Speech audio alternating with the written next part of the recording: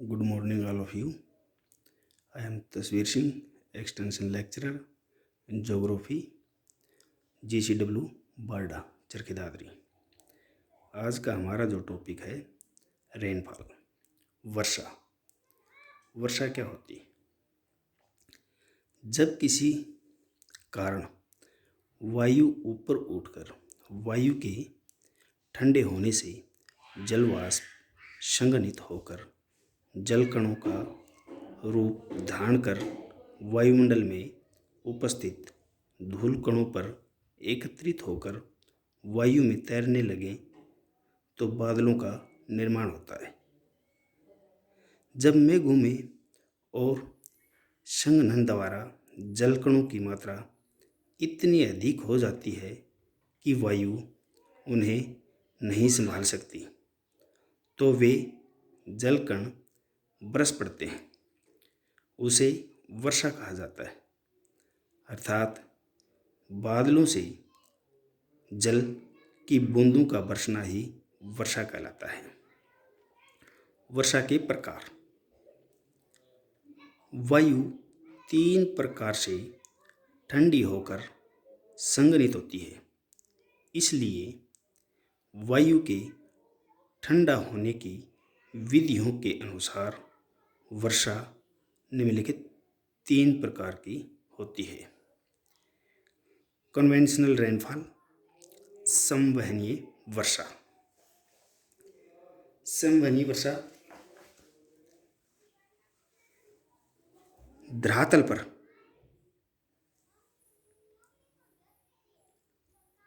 धरातल के गर्म होने से उसके संपर्क में आने वाली वायु भी गर्म हो जाती है। जब ये धरातल गर्म हो जाता है तो इसके संपर्क में आने वाली वायु भी गर्म हो जाती है और गर्म होकर के यह फैलती है और हल्की हो जाती है।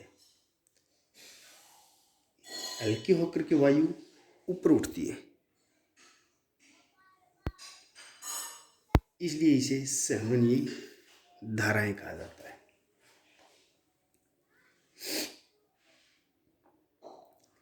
ऊपर जाकर के वायु ठंडी हो जाती है, उसमें अधिक जलवाष्प का संघनन होने लगता है। संघनन से मुक्त हुई ऊर्जा से गर्म होकर वायु अधिक ऊंचाई तक जाती है। उष्ण और आर्द्र वायु का ऊपर की ओर उठना कपासी मेघ बनाता है, जिससे बादलों की गर्जन व बिजली की चमक के साथ साथ मूसलाधार वर्षा होती है।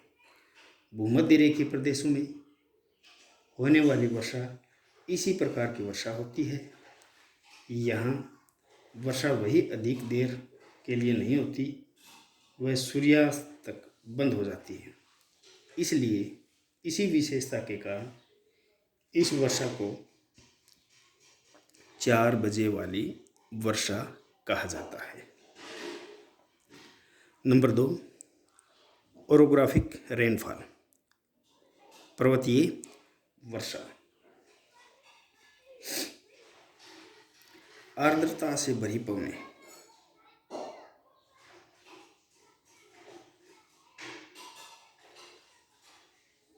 आर्द्रता से भरी हुई गर्म पवनें जब किसी पर्वत या पठार के सहारे ऊपर उठती हैं तो वे ठंडी हो जाती हैं। वायु के संतृप्त होने पर जलवाष्प का संघनन व बाद में वर्षा होने लगती है। इस प्रकार की वर्षा को पर्वतीय वर्षा कहा जाता है। भारत में अधिकतर वर्षा इस विधि के द्वारा ही होती है। पर्वतकृत वर्षा मुख्यतः पवनाभिमुखी ढालों पर होती है। पवनाभिमुखी ढालों के ऊपर वर्षा अधिक होती है।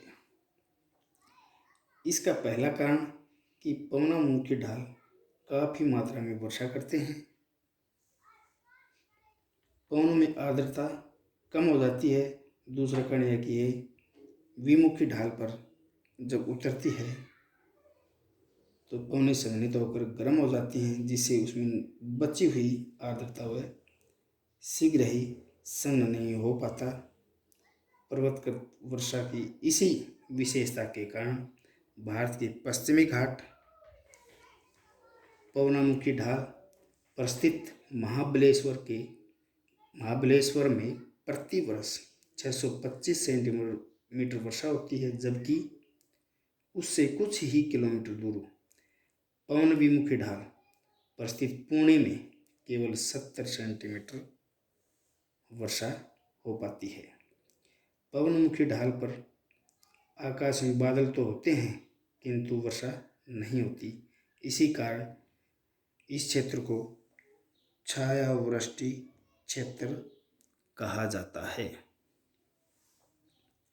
भारत में मेघालय में चेरापूंजी, पश्चिम घाट तथा हिमालय के क्षेत्रों में इसी प्रकार की वर्षा होती है, अर्थात वहाँ पर पर्वतीय वर्षा पाई जाती है।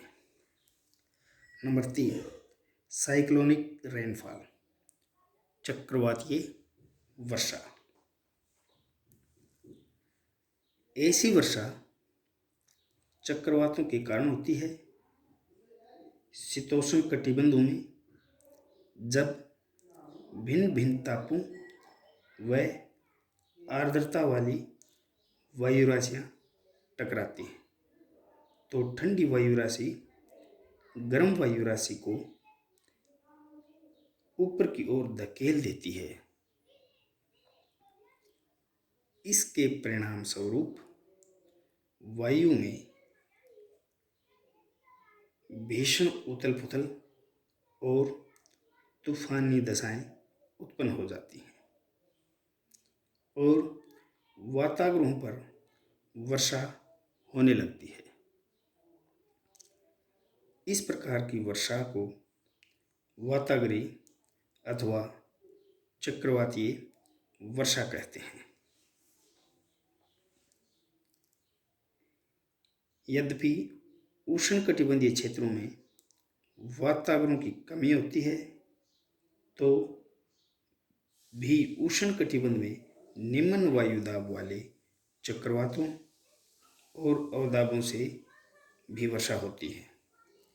इसमें निम्न वायुदाब केंद्र की और पवन सभी दिशाओं से चलती हैं तथा ऊपर उठने पर बाध्य हो जाती हैं।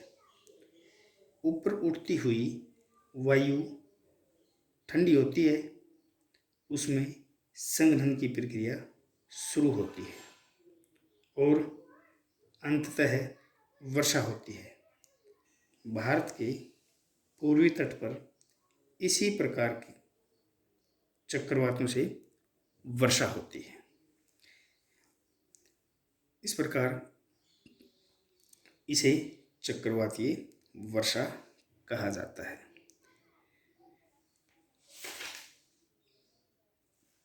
धन्यवाद।